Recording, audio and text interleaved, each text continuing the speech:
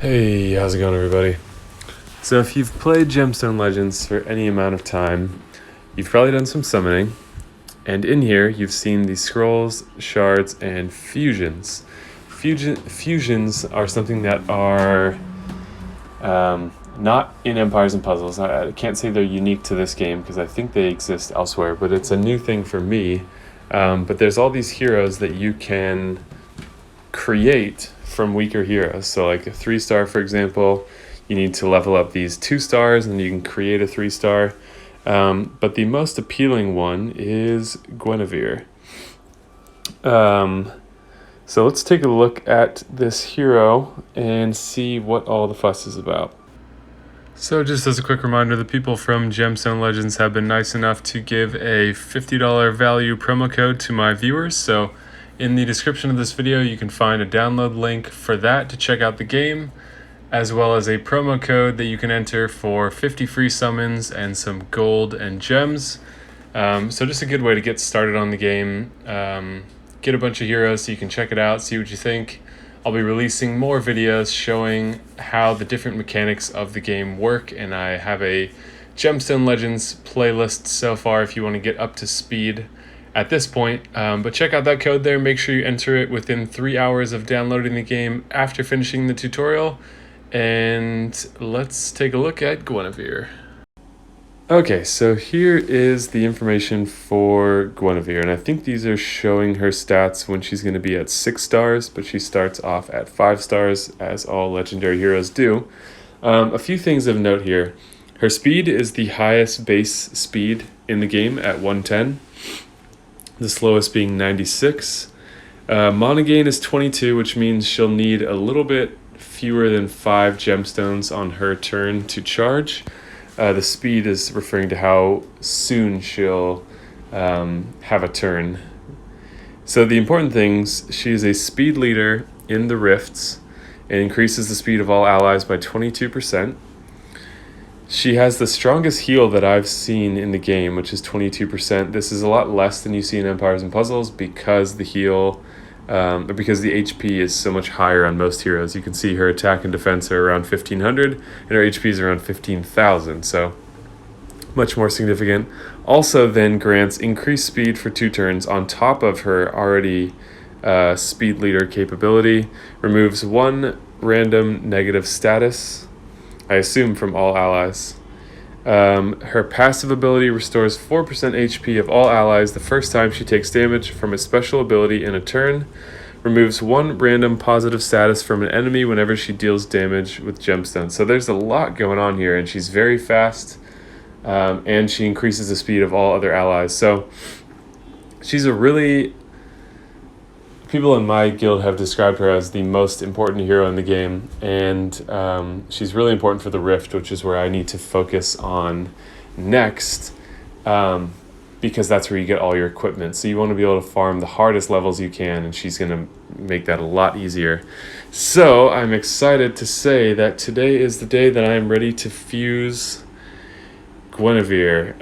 I've put in a lot of time and effort into developing the heroes needed to fuse her, and some of the 4 stars I had to fuse from 3 stars because I hadn't had any luck to pull them, like Elidor and Lilith.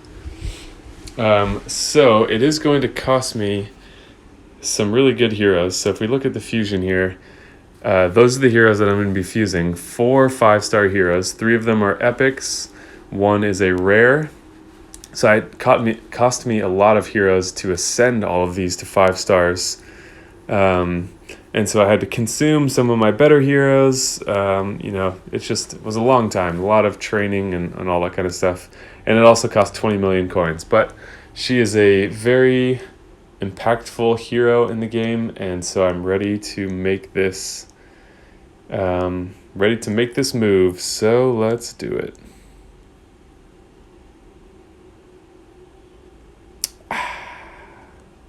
So now I've got to level her up, but that's a big move. So if you're playing this game and you have not started towards this, definitely do it because she's really important. In just a second, I'm going to do some gameplay with her in the Rift after having leveled her up to show you what, this stuff kind of looks like in practice. But if you're playing this game, definitely don't hesitate on starting this. It does cost you a lot, but it's an investment up front and it will be totally worth it in the long run. So make sure you get started on this as soon as possible. So now let's look at some gameplay with the newly acquired Guinevere. All right, so it's been a couple days. Got her up to level 50. I'm not sure which 5-star I want to max. So I have materials for one, but I'm not sure if it's going to be her yet or who I want to max yet. But she is ready to use. I put on a couple different sets here of equipment. I didn't really know what the final thing I wanted to be was yet, and I don't have the best equipment yet. So I wasn't worrying about that too much. But I went with I don't know what the sets are actually called. I went with the life set for the shield and boots. I went with the guardian set. I thought it was called defender. The guardian set for the gloves and the armor, which gives a 15% defense increase. This gives a 15% HP increase. And then I went, maybe this is called defender, protector, resistance. So that means she's less likely to take on ailments. And then some of these things have speed boosts in them. So this one doesn't. You can see overall her speed is boosted by 10. So I'm looking at the lower left corner here where the artifact in question is changing. So there's 3 speed there, 7 speed there. So not a whole lot, but it's decent. And then in the bottom right, the total stats section, you can see the green is indicating how much the equipment is adding to her base stats. Her base stats are the ones that are in white there. So those will, of course, go up if I max her to 6 stars. And then the equipment increases will go up as well because a lot of them are affecting a percentage. So this set of boots here has an HP increase of 11%. So if the base number changes, the 11% becomes more significant. So the equipment gets better as the hero does too. If we look at the helmet, for example, which always comes with a base HP increase and not a percentage, you can see the 884 there. That's not going to change, obviously, but there's the potential for the percentages to increase as the base stats do, which will make her even better. I'll replace this equipment as I get better and better stuff and kind of understand more what I want her to do, but it felt like defense, HP, and resistance were the most important to consider right now. So what I want to do next is jump into the Rift and just let it play on auto farm and kind of break down what it is that she's doing and how that's affecting things. A pairing that I found to be really good for her was with the, what's it called? The blue dragon. I forget what the name is. She increases speed as part of her special and as part of her leader ability, and the blue dragon decreases speed. And so I had been using the green dragon before, which gives you extra healing, and found that I actually was doing worse with the green dragon giving me extra healing, because if the enemy is going off more frequently, then you need that healing more, and it's not going to be quite enough. The less the enemy goes off, the less healing you need.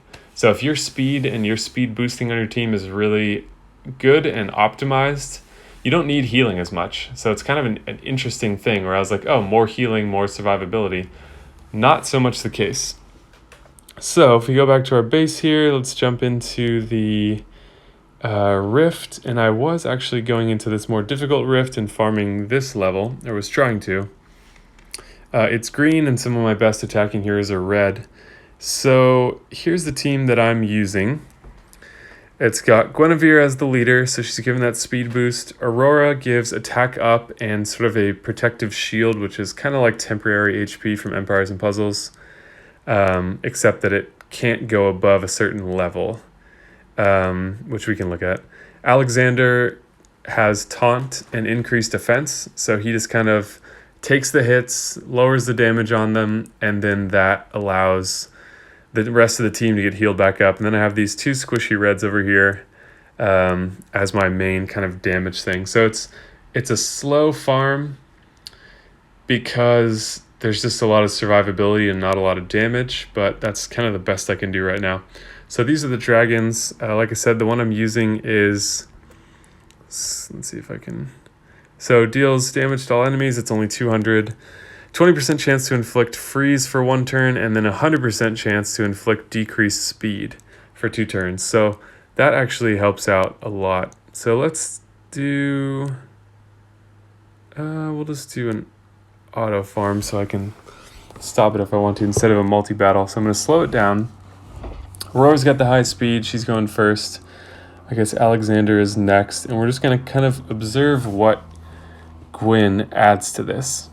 So she's already passively helping the whole team, which is why my entire team got turns first.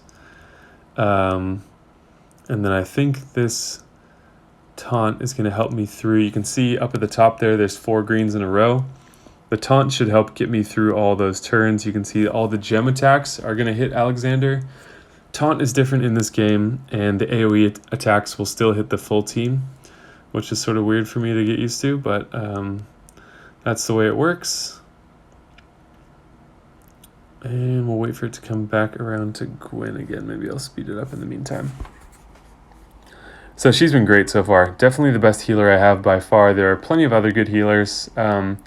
If you don't have her yet and you're looking for someone who's good to use, who I even thought about bringing in this match because there's so many ailments cast when you kill these people, and that is Richard, who seems kind of a lot like, I don't know, he reminds me of Regard from Empires and Puzzles, but he is a 4-star, no, 3-star actually, who I ascended to 4 stars, and he has basically like an ailment block as part of his heal, which is really nice.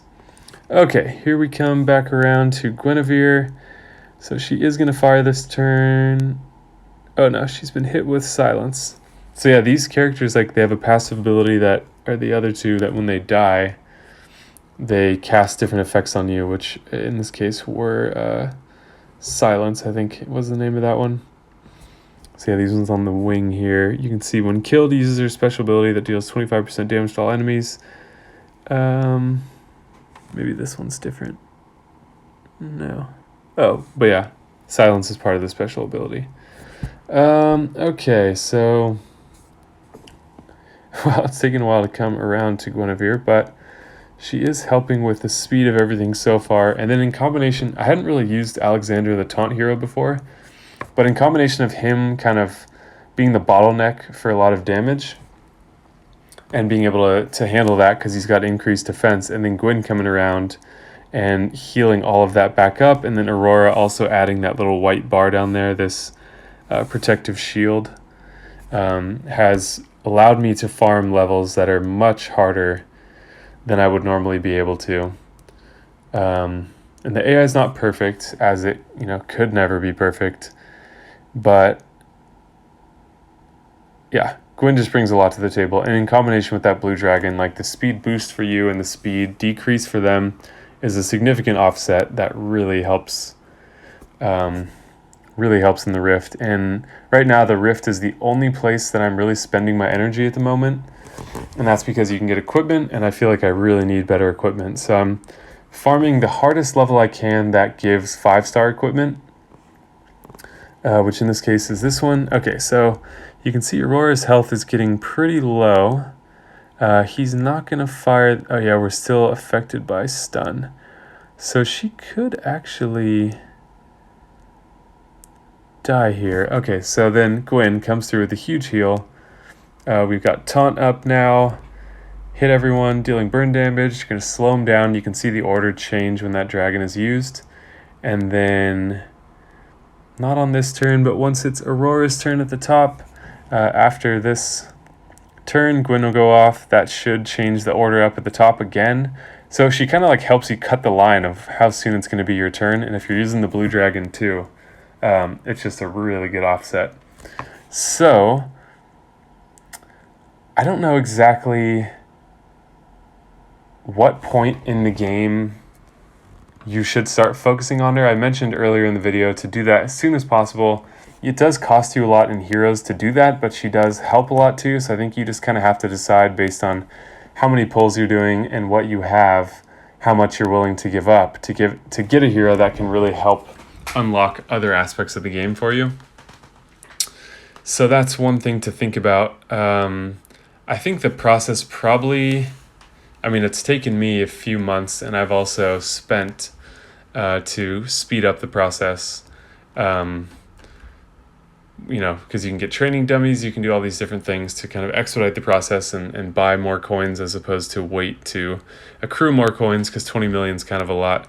So based on how much you're planning to spend and what you have might change how soon you start on this, but I would definitely,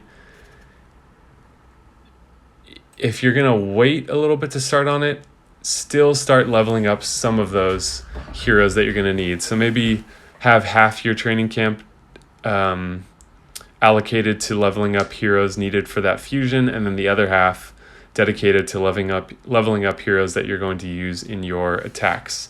What was the other thing I was going to say?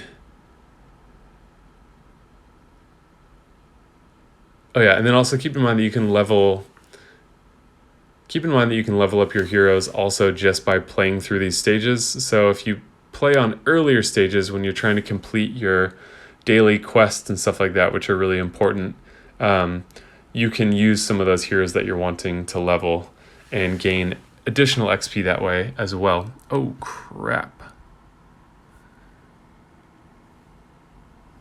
Oh, we might be dead here. All of a sudden, this guy's got a bunch of turns in a row.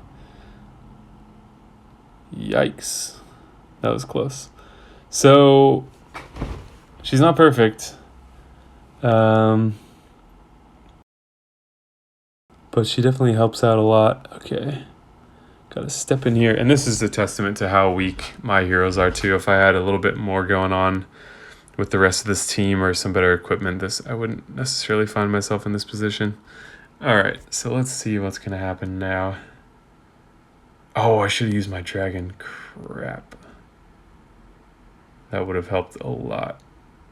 So yeah, you can see that one of the yellow numbers coming through is this thing deals 12.5% of the target's HP as true damage, which means that defensive stat doesn't matter for that at all. The damage just goes right through you.